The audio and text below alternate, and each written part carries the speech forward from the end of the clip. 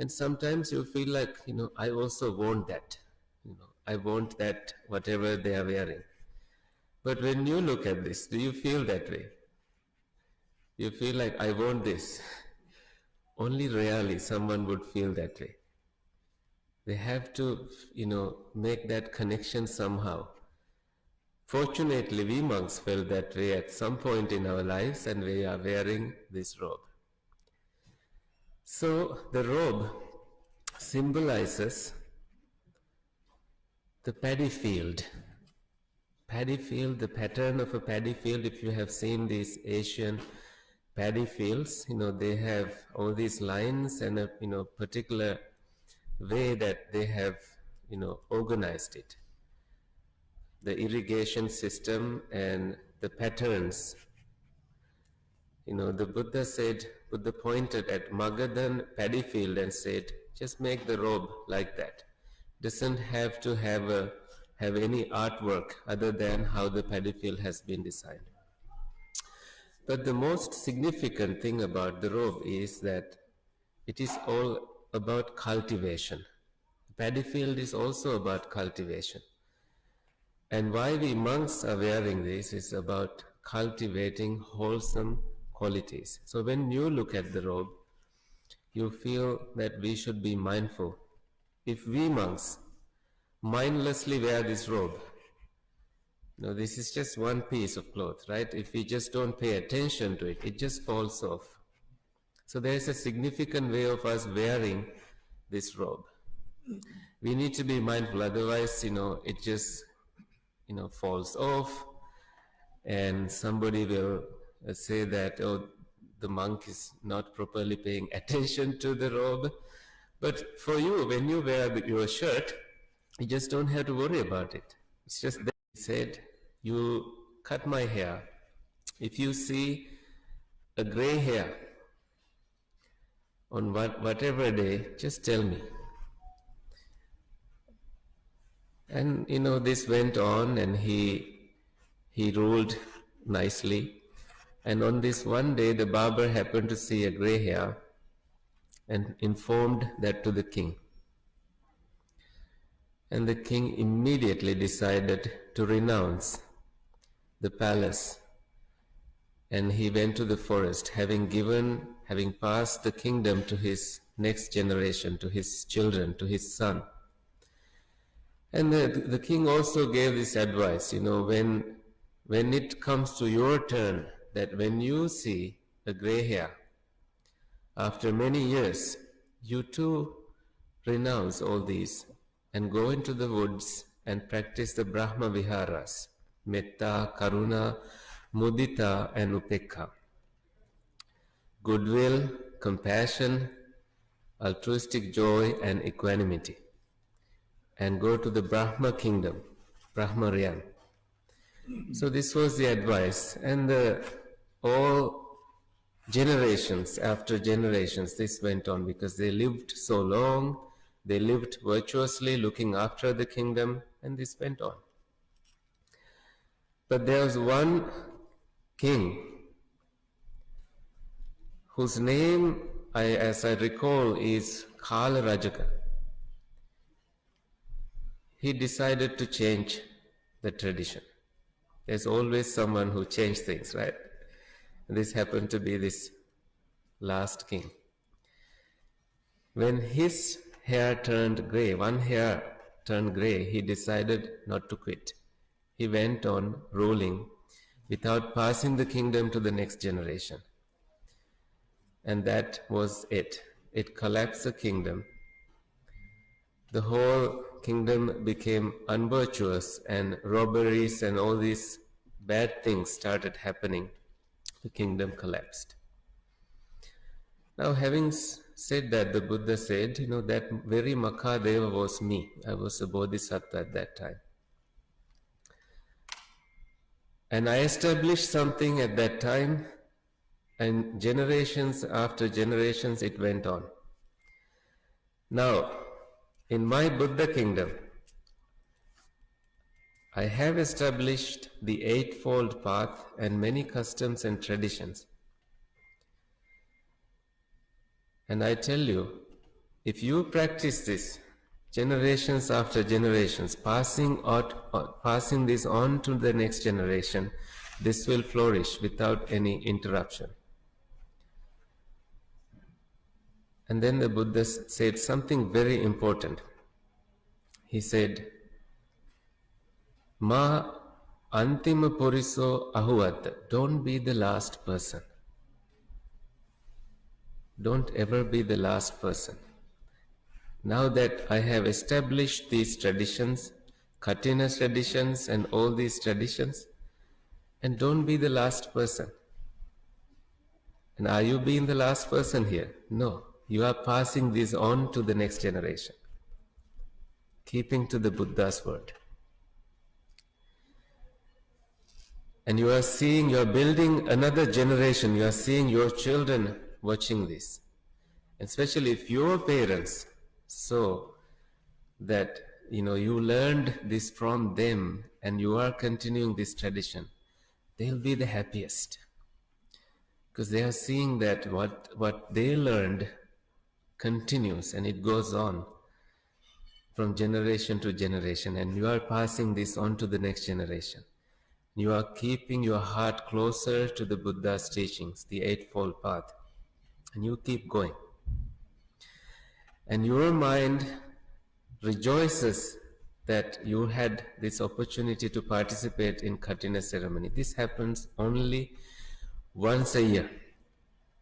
You can't just bring a Kaṭhina robe in 3 months and say, Venerable monks, there is this Kaṭhina robe and accept it. It doesn't happen. Monks have to have spent 3 months of observing the rains retreat rule and keeping their rule, and having done the pavāraṇā. So they end their rains retreat, and then the next month, right now, this is the time to offer a Kaṭhina robe. And it happens only in few temples here in Canada. Can't find hundreds of temples, right? And now, there is a pandemic also going on, which really, it's not a comfortable time for everyone to be here at the temple. We have restrictions, regulations, and everyone is wearing a mask. We don't see, who we are talking to. We really can't recognize people. So I removed the mask so you can see who's this, who this is. So these, disturbances, these obstacles didn't really bother you. You somehow, Naika Hamduro praised you for your, tireless efforts to really clean the temple and prepare it for this event. And last night you had the Pirit chanting ceremony, and you took part in that too. And lots of merit-making events have happened. Giving any dana takes, 3 stages. The thought that you should do it, and the thought when you are engaging in it, and thought after. Which one is the hardest?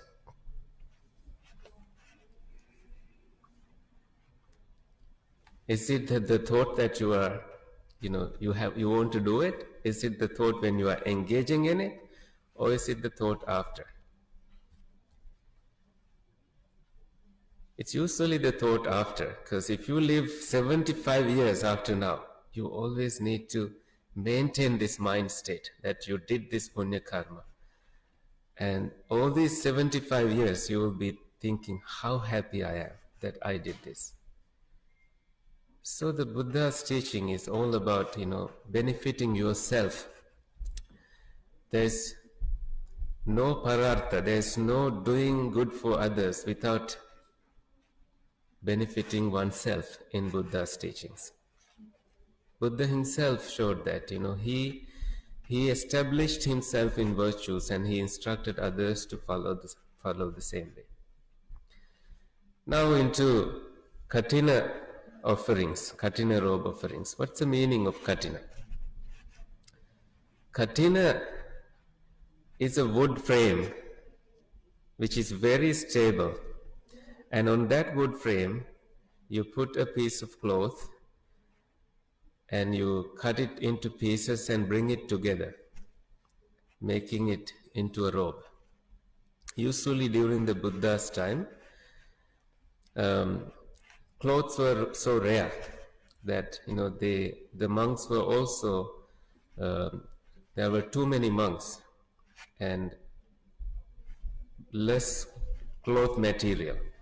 So monks went to charnel grounds, and sometimes if there is a corpse wrapped in so many like wrappings, and they would just pick one, wash it, and mix it with all the natural dyeing powders and make it into a robe. And these robes have so many like benefits. Like if you are living in the forest, mosquitoes don't really. It's a natural mosquito repellent because of all the tree powders that natural dyeing powders they have used. And also if because of the natural colors, animals don't get frightened seeing the colors. It's just, if it is too bright, the animals would be frightened and they might attack you. It's all the blending with the nature.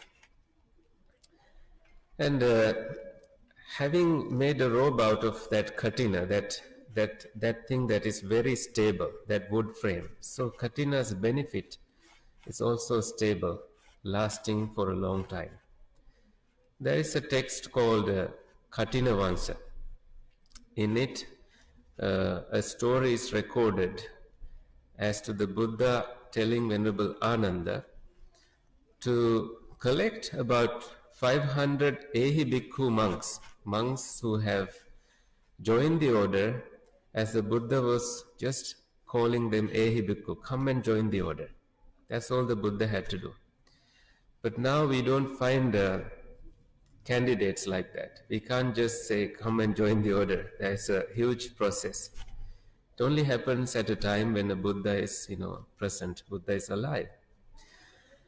And now the Buddha told these monks to gather by the lake called Anotatta in the Himalayas. And when all these 500 monks came there, the Buddha asked this question: is there any monk here who has done such a wonderful merit-making thing that they have enjoyed eons and eons of benefits of it? All the monks were silent,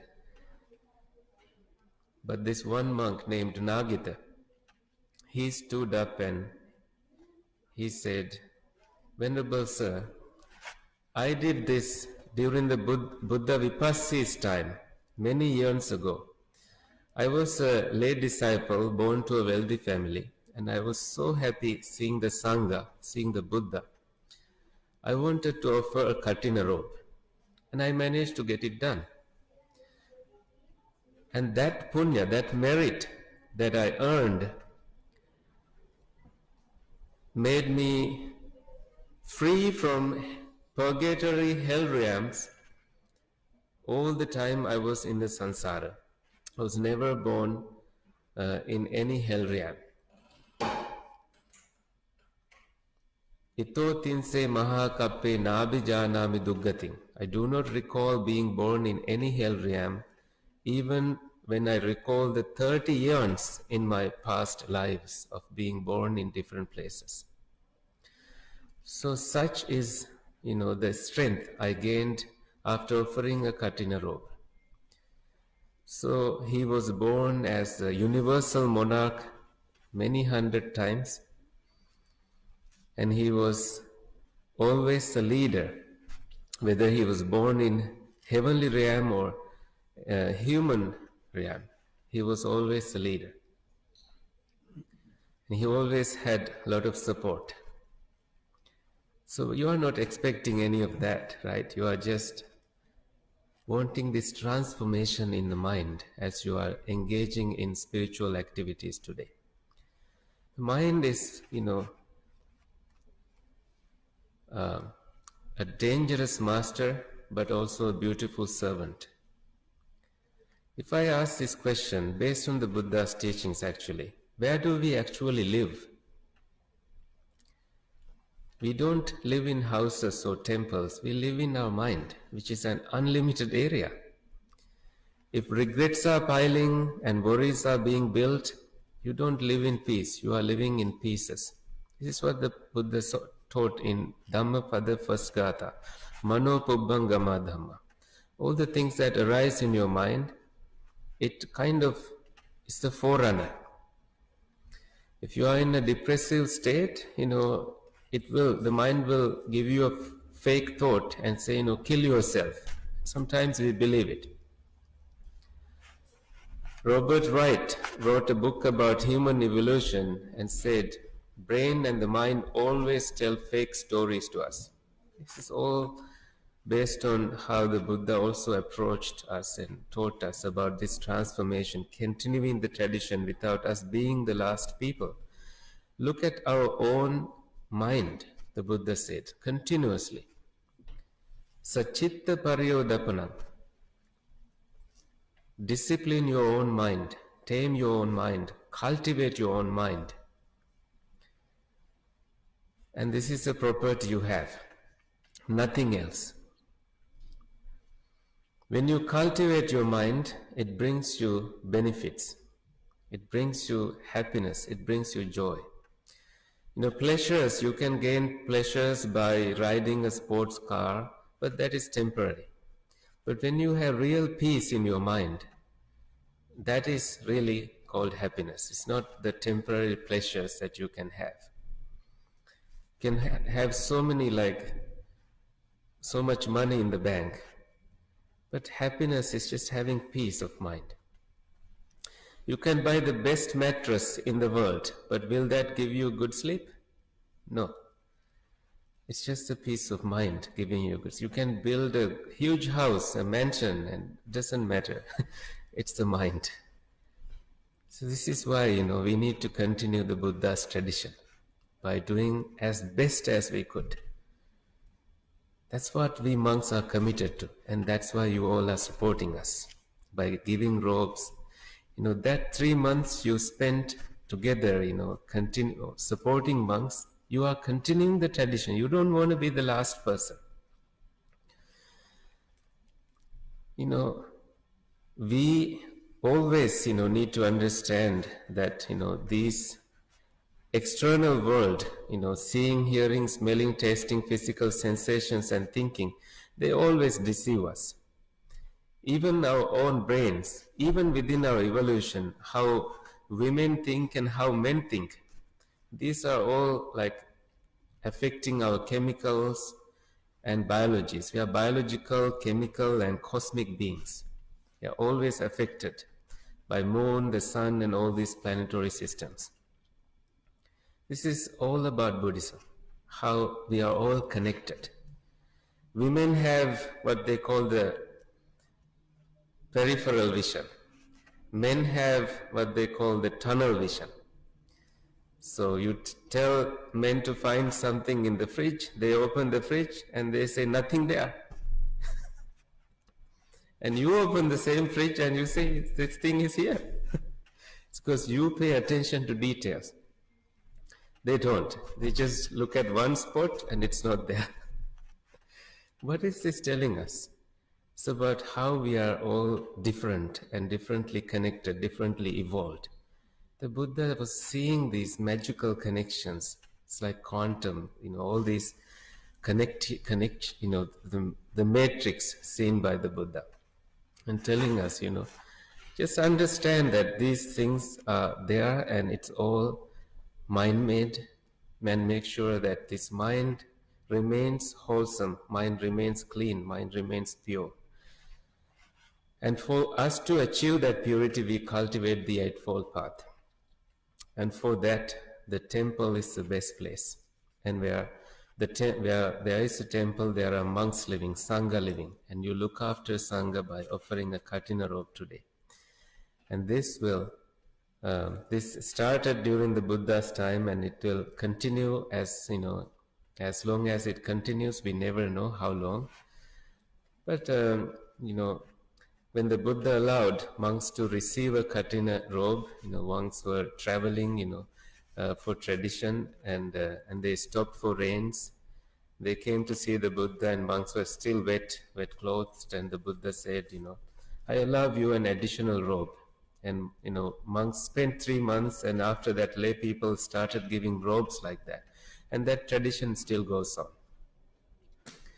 So today, you see, you will not know which monk receives a robe, but you will know how many monks spent the 3 months rains here. And monks will do the formal Vinaya karma, and there is this little gathering of monks, and ultimately, with the consent of all the monks, the robe will be offered to one selected monk. With that, he can receive as many robes as he wants, but he won't. And also, all the offerings that you have made, if he wish, he can have them. And because you are offering a robe, in this life itself, you may also feel like joining the order and becoming a monk. Who knows, right? If you get that thought, cultivate it.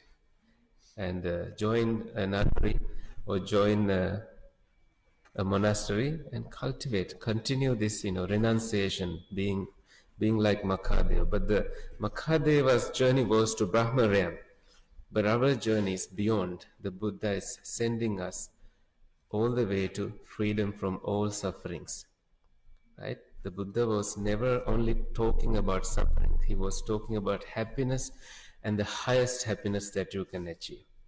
So with this offering of Kaṭhina robe, may you achieve the happiness and the highest happiness, ultimate freedom from all sufferings, attaining the supreme bliss of Nibbana. With that intention, please say Sadhu 3 times. Sadhu, Sadhu, Sadhu.